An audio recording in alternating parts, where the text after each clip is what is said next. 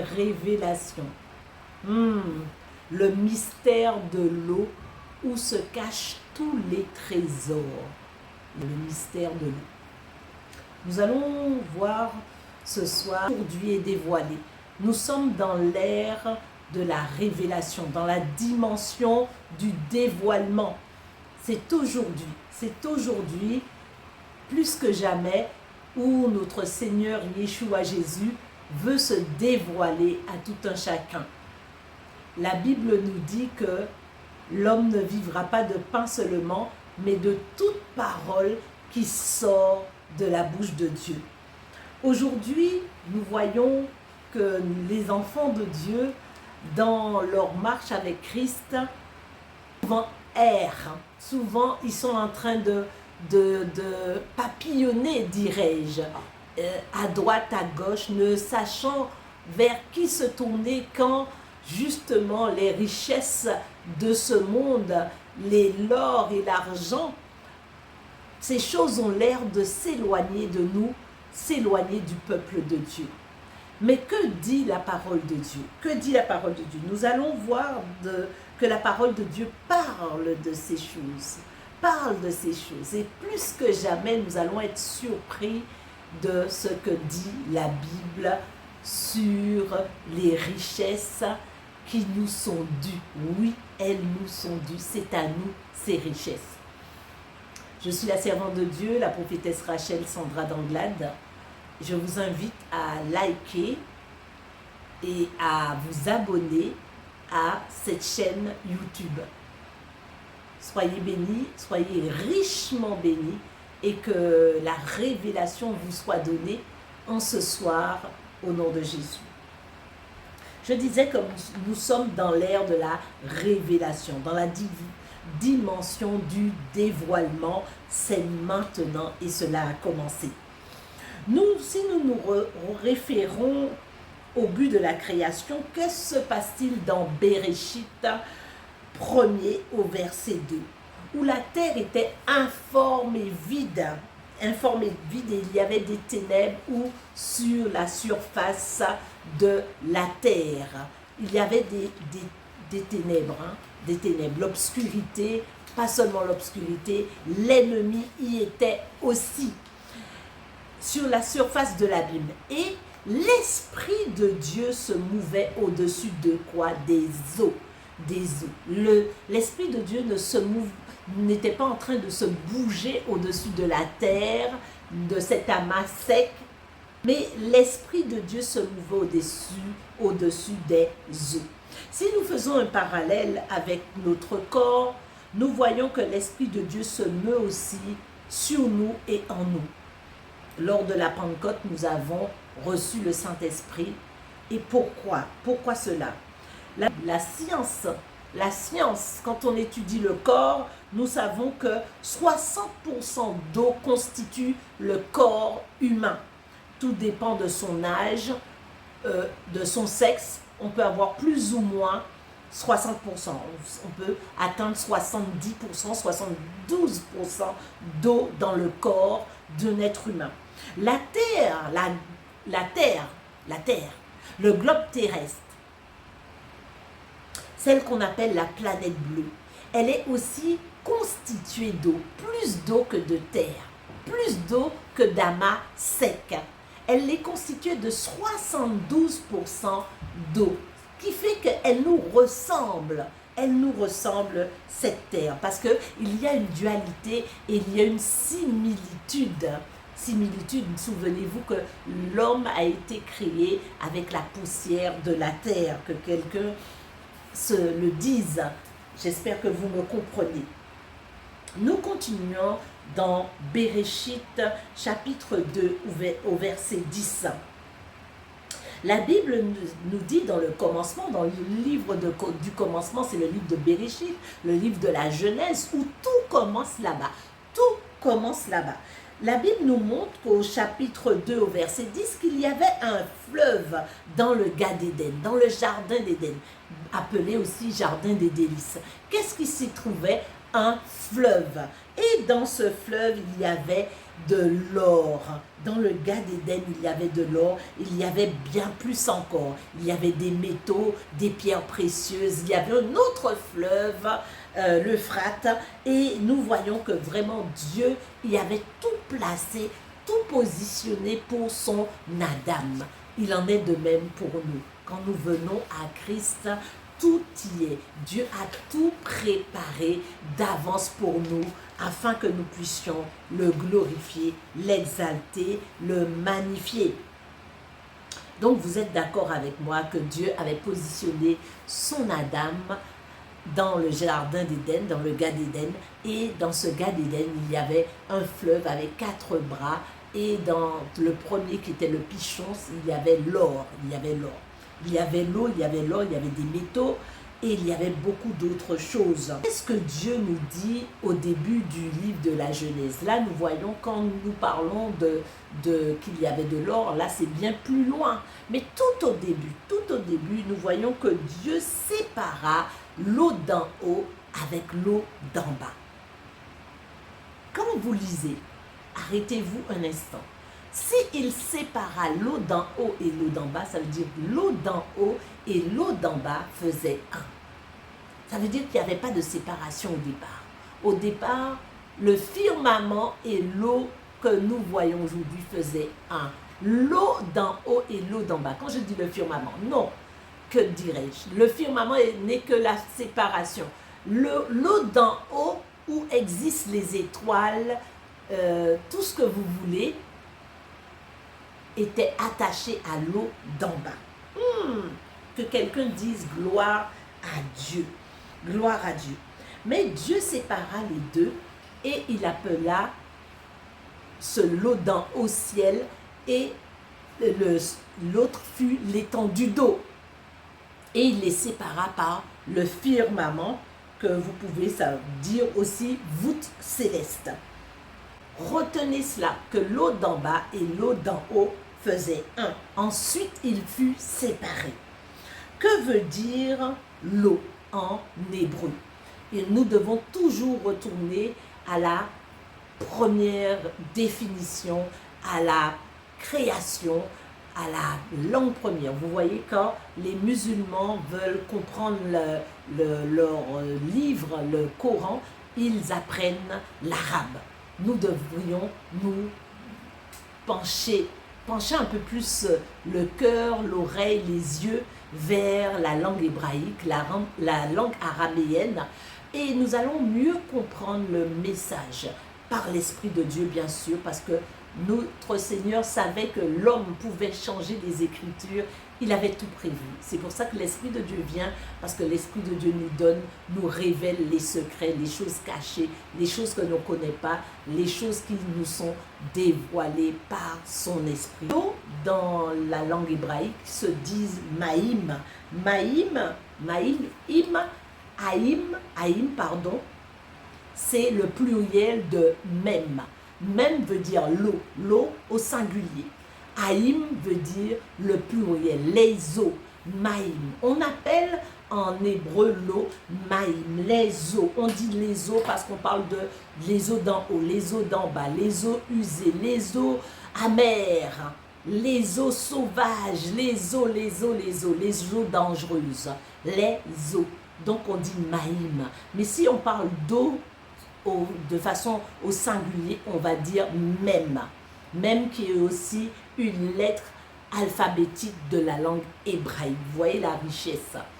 Nous voyons que, excusez-moi, maïm c'est le pluriel, c'est ce qui définit le pluriel. Comme on va dire Yerushalayim, pour dire qu'il y a deux Jérusalem, la Jérusalem d'en haut et la Jérusalem d'en bas. En français, on ne l'entend pas, en anglais non plus, mais en hébreu, on dit Yerushalayim. On ne dit pas Jérusalem, on dit Yerushalayim. L'Aïm, on a à nouveau Aïm, qui veut dire deux, qui veut dire plusieurs. Dès le commencement, on parle de Maïm, puisqu'on parle des eaux d'en bas et des eaux d'en haut, donc on parle de Maïm.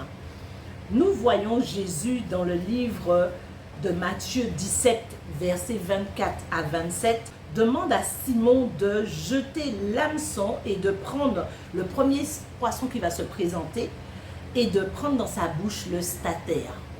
Le statère, c'est un métal qui correspondait à une pièce de monnaie, de l'argent, de l'or, voilà, un métal en or ou un métal en argent, qui était une monnaie utilisée à cette époque. Et Dieu dit à Simon de le récupérer, de récupérer ce statère que le poisson va lui donner pour payer l'impôt. Nous pouvons être choqués en regardant cela ou en lisant cette parole. Nous pouvons être choqués parce que nous pouvons dire à quel moment un poisson peut donner à un être humain, à un fils de Dieu, fils qui était 100% homme, 100% Dieu. Mais n'oubliez pas, c'est Simon qui est allé prendre cet argent dans la bouche du poisson. Nous pouvons être sidérés, mais cela est réel. Il y a des mystères cachés dans l'eau. Nous allons continuer.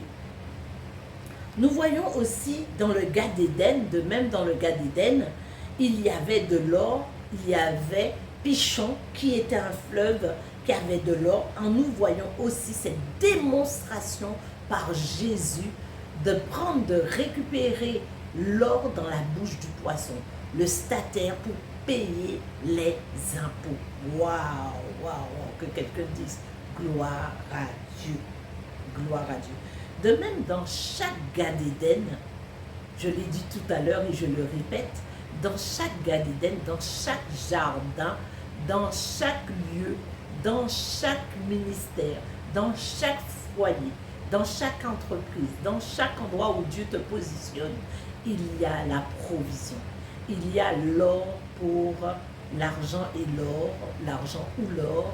Il y a la provision pour ce dont Dieu t'a appelé, là où il t'a positionné, que tu dises Amen et j'avance. Il y a aussi l'eau de vie. Mais que s'est-il passé? Pourquoi aujourd'hui les enfants de Dieu ont du mal avec l'argent? Pourquoi aujourd'hui les enfants de Dieu ne prospèrent quasiment pas? Et on voit que c'est les fils de l'Orient, les fils de l'aurore qui prospèrent. On voit aussi que ce sont beaucoup qui sont loin de la vérité, qui prospèrent. On voit ces choses et on aurait tendance à vouloir les jalouser alors que nous ne connaissons pas, nous ne comprenons pas ce qui s'est passé. Mais j'avance. J'avance parce que l'or a été rendu accessible pour nous. À quel moment? Lorsque Yeshua vient, lorsque Yeshua ressuscite, il récupère la clé de la mort et du séjour de mort dans la main de l'ennemi, du serpent ancien, du Léviathan, du diable, du dragon, pardon. Il récupère la clé. Il récupère la clé. Et ce qui fait qu'aujourd'hui, Jésus-Christ, Yeshua Jésus, a récupéré la clé. Il a récupéré la clé pour toi et pour moi, afin que tu aies accès à toutes ces choses. Je te le montre. Il l'a dit avant que Jésus ne fût crucifié et qu'il ressuscite, le diable avait été précipité sur la terre. Il avait été précipité sur la terre et il avait emporté avec lui un tiers des anges. Et un tiers des anges qui est aussi les étoiles du ciel. La Bible dit malheur à la terre et à la mer, car le diable est descendu vers vous, animé d'une grande colère, sachant qu'il a peu de temps. Souvenez-vous que les eaux d'en haut et les eaux d'en bas étaient liées ensemble, n'étaient pas séparées au départ.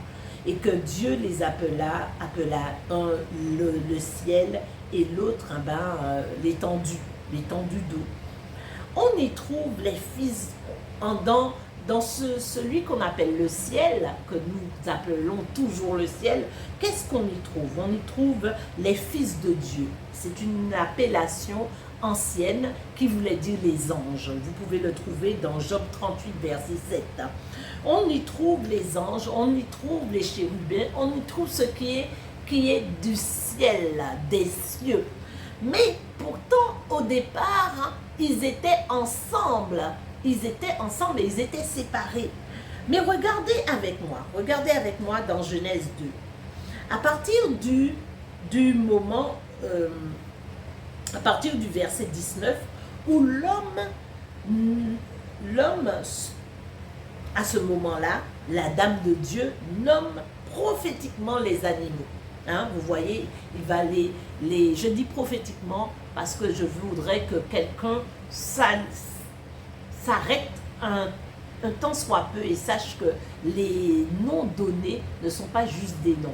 C'est une position, c'est une autorité, c'est une fonction. Quand un chat, on dit chat, ça veut dire quelque chose. Chien, ça veut dire quelque chose. Cheval, bélier, taureau, etc., etc. Donc, chaque animal a une fonction et sa fonction lui a été donnée par Adam. Adam a nommé, qu'est-ce qu'il a nommé? Les animaux des champs et les oiseaux du ciel. À aucun moment nous voyons qu'Adam a nommé les animaux marins. Tout ce qui était marin, Adam ne les a pas nommés. Adam ne les a pas nommés, pourquoi? Parce qu'il ne lui a pas été autorisé à les nommer. Parce qu'ils avaient été séparés des eaux d'en haut et des eaux d'en bas. Donc, clairement, nous voyons que les eaux marins sont remplies de poissons mystérieux, des poissons mystérieux qui ont une approche comme certaines personnes qui habitent les cieux. Que quelqu'un dise Amen et je continue. Les poissons n'ont pas été nommés par Adam. Que quelqu'un se le dise. Dieu donne la possibilité à Adam pour autant de dominer. Il lui dit de dominer sur les poissons dans la mer. Mais ce n'est pas lui qui les a nommés. Il ne les a pas nommés. Mais il a l'autorisation, il a l'autorité, dirais-je, de dominer sur eux. Souvenez-vous que je viens de dire que Satan fut précipité sur la terre et sur la mer et que le ciel dit malheur à la terre et malheur à la mer.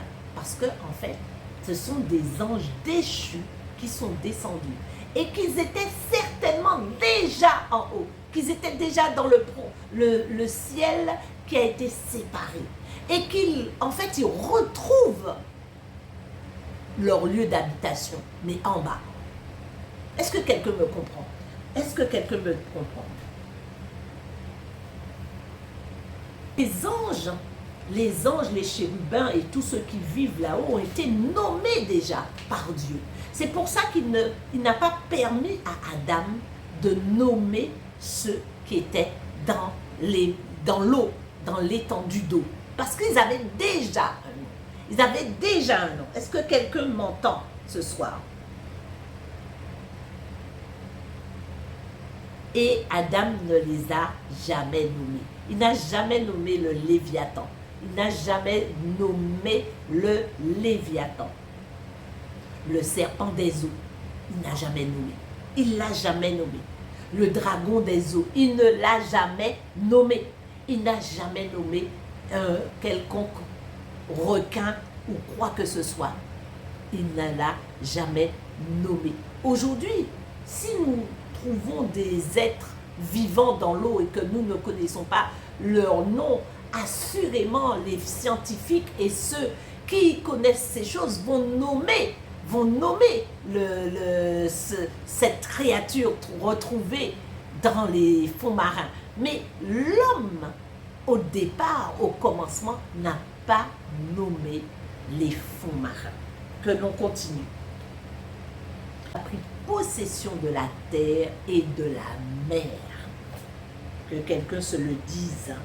Le diable dit à Yeshua dans Luc 4, verset 5, ayant élevé Jésus, que quelqu'un fasse attention lorsqu'il sera élevé, lorsque la gloire vient vers lui, lorsque la connaissance, la sagesse, l'intelligence, lorsque les choses lui sont données, parce que le diable vient vers Jésus quand il est élevé et il lui montre tous les royaumes de la terre. Les royaumes de la terre, et il dit, je te donnerai toute la puissance et la gloire, car ces royaumes, elles m'ont été données, je la donne à qui je veux. Vous voyez, quand vous voyez que des personnes partent de zéro et du jour au lendemain, je dis bien du jour au lendemain, il n'y a pas eu de processus, du jour au lendemain, la personne expose une richesse monumentale, une richesse qui dépasse l'entendement, on peut se poser quelques questions. Parce que le diable, il sait faire ces choses. Il dit qu'elles m'ont été données et je la donne à qui je veux. Et il dit à Jésus, si donc tu te prosternes devant moi, elle sera toute à toi. Alors que tous ces royaumes appartiennent déjà à Yeshua. Il est le maître de tout. Il est le maître des temps et des circonstances. Et toute chose lui appartient. Mais il n'avait pas encore été crucifié, il n'avait pas encore été élevé à la droite du Père pour assujettir toutes ces choses. Nous pouvons voir que parce que le péché est entré dans le monde, le diable s'est emparé de toutes les richesses et des gloires. Et il dit bien, elles m'ont été données. Effectivement, elles lui ont été données par qui? Par Adam qui a désobéi, et Ève qui s'est laissée séduite. Donc, il a pu récupérer tout ce qui leur appartenait et leur domination a été caduque. C'est au retour de Yeshua Jésus que la domination est possible, que l'autorité est possible. Mais sans cela, il n'y avait pas de possibilité. Et Yeshua Jésus, quand il descend dans les entrailles de la terre, quand il descend dans la mer, quand il descend dans les profondeurs de la terre, je dis bien la mer, parce que l'argile est faite de quoi? L'argile est faite d'eau et de sable. Donc l'eau est partout en fait. Quand il descend dans la terre, il descend et il récupère la clé de la mort et du séjour de mort dans la main de Satan, du diable, et il ressuscite. Et il nous la donne, il donne à son Église. Il donne à son Église cette autorité. Il nous dit, tout pouvoir m'a été donné sur la terre et dans le ciel.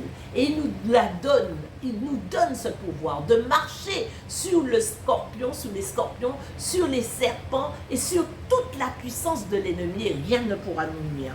Mais Yeshua Jésus arrive avec la bonne nouvelle qui fait que là où tu as été assujetti, là où tu as été meurtri, tu ne comprenais pas ce qui t'arrivait, tu ne comprenais pas, ah ben, Yeshua Jésus te montre la voie au nom de Jésus. Qu'est-ce qu'il s'appelle? Je suis. Ça veut dire maintenant, aujourd'hui, si tu entends sa voix, n'endurcis pas ton cœur. Entre dans ses bras d'amour, entre dans son royaume, fais alliance avec lui. Laisse-le entrer. Il dit, ce n'est pas vous qui m'avez choisi, c'est moi qui vous ai choisi. Mais quand il t'attire, laisse-le t'attirer à lui. Et rentre dans son protocole, je dirais. Rentre dans son district, rentre dans sa puissance, rentre dans sa force, afin que tu vives quelque chose d'extraordinaire et que les secrets de la vie te soient révélés, les secrets de la terre te soient révélés au nom de Jésus. Que quelqu'un dise Amen, que quelqu'un dise gloire à Dieu, gloire à Dieu, gloire à Dieu, car il a entre ses mains la mort et la vie. Yeshua Jésus a entre ses mains la mort et la vie. Et il a dit aussi qu'il est la vie, il est la vie. Il a dit qu'il l'eau vive, celui qui boit de cette eau vive n'aura plus soif.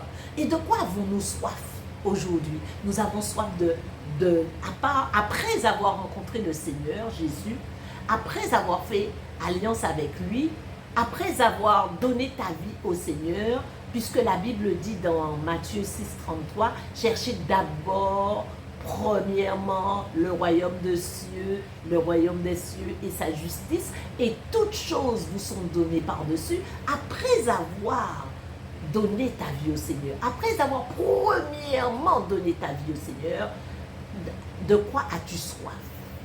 De richesse, de bien-être, de mariage, de vie, quoi. Une vie remplie de joie, de paix, d'amour, de grâce, de faveur. C'est exactement ça.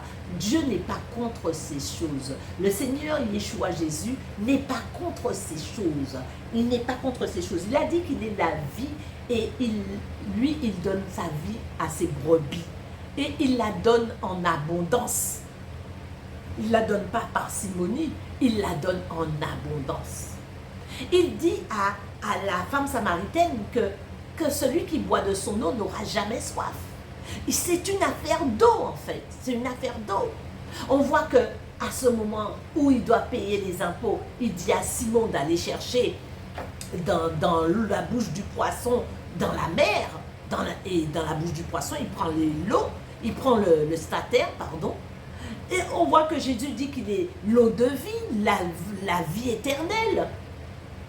On voit que, en fait, l'eau, la parole, c'est l'eau aussi. C'est elle qui nous lave, c'est elle qui nous purifie. Il s'agit de l'eau, il s'agit de l'eau, de Maïm. Il s'agit de Maïm en hébreu, qui veut dire les eaux. Les eaux. Parce que les eaux ont une puissance, les eaux ont une force. Les eaux ont une force. Et lorsque les eaux d'en haut et les eaux d'en bas ont été séparées, il y a des entités qui sont restées dans ces eaux d'en bas. Mais il ne faut pas avoir peur pour autant, parce qu'il y a autant qu'il y a d'entités, il y a encore plus d'anges qui sont au service de Dieu dans ces eaux aussi, sur cette terre aussi. Il y a plus d'anges, je ne dirais pas autant, non, il y a plus d'anges. Élie disait, regarde ceux qui sont avec nous, ils sont plus nombreux que ceux qui sont contre nous. Donc ceux qui sont avec nous sont plus nombreux. Il y a l'ange dans l'Apocalypse qui a un pied sur la mer, un pied sur la terre. Il y a des anges partout, en haut, en bas, à droite, à gauche, quel que soit le lieu, parce que malheur à la terre et à l'eau, à la mer. Le diable a été précipité avec ses acolytes. Donc, que tu sois sur la terre, que tu sois dans la mer, si Dieu ne te garde, tu ne peux te garder toi-même. La Bible dit, si l'Éternel le garde, celui qui garde la ville garde en vain, celui qui veille sur la ville veille en vain. Donc, n'aie pas peur d'aller à la mer, n'aie pas peur d'aller aller te baigner dans une rivière. Celui qui te garde est plus fort, plus puissant que ceux qui sont contre toi. Nous voyons que l'eau, c'est quelque chose qui nous désaltère, qui nous remplit, Cette eau, elle remplit quoi? Notre récipient, notre vase, le vase que nous sommes. Elle remplit, elle nous régénère. L'eau nous restaure. L'eau nous guérit. L'eau nous purifie, l'eau nous lave. L'eau nous emmène jusqu'à la vie éternelle. L'eau a une dimension de vie et de mort. On vous lave au début de votre vie et on vous lave à la fin de votre vie. L'eau a une grande signification. L'eau a une grande puissance, une force. Tout dépend où l'eau se trouve, soit dans une mer déchaînée ou dans un fleuve ou dans une rivière, elle n'a pas la même puissance. L'eau a une dimension extraordinaire. L'eau est là aussi pour la restauration. L'eau est là pour aussi l'élévation. L'eau guérit. L'eau est là pour la grandeur. Ésaïe 60, verset 5 nous dit, tu tressailleras,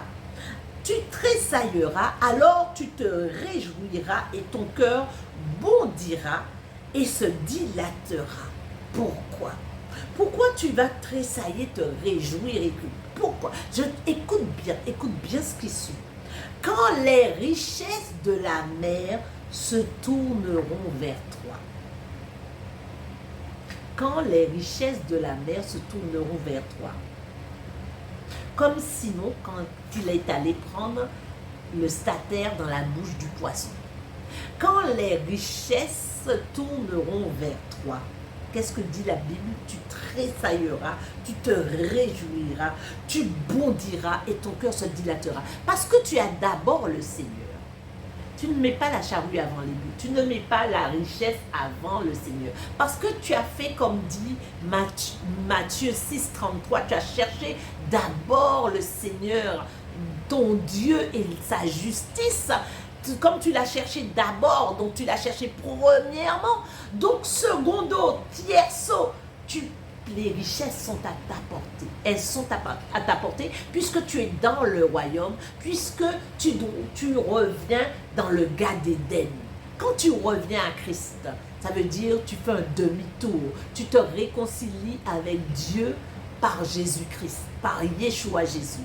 Donc, tu reviens à ton état première, ton état primaire.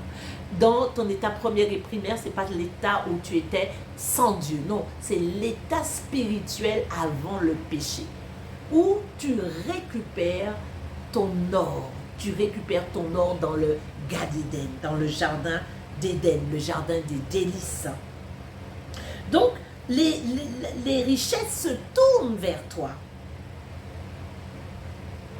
Les richesses se tournent vers toi et pas le contraire. Les trésors des nations viennent vers toi. Tu tressailleras, alors tu te réjouiras. Commence à te réjouir, mon frère, ma soeur, toi qui m'écoutes, commence à te réjouir, commence à bondir, commence à sauter de joie et on avance. Le temps arrive où il faut récupérer tout ce que le diable nous a volé. Et comment il nous vole? Par l'ignorance. La Bible dit, mon peuple périt car il lui manque la connaissance. Tu peux avoir des trésors dans une banque laissée par tes parents biologiques et tu n'as jamais su que tu avais un compte blindé. Tu n'avais jamais su que tu avais de quoi te nourrir pour des années et des années. Et tu es en train de mendier ton pain parce qu'aujourd'hui tu ne travailles pas, parce qu'aujourd'hui pour X raisons, je ne pourrais énumérer, les raisons sont grandes. Et tu vas te faire, tu risques même de donner ta vie à Satan pour obtenir ces richesses alors que ces richesses sont déjà à toi. Yeshua, c'est comme ça, il a déjà tout récupéré pour toi et pour moi. Il a récupéré la clé de la mort et du séjour de mort, là où ça faisait tes échecs, là où les échecs, échec sur échec, problème sur problème, difficulté sur difficulté, maladie sur maladie, je ne sais pas, tout ce que tu peux rajouter derrière. Division sur division, dispute, querelle, mésentente, confusion. Toutes ces choses, c'est la mort. Ces choses sont la mort. Ça véhicule un esprit de mort dans ta vie. Et aujourd'hui, Yeshua Jésus a tout récupéré pour toi et pour moi.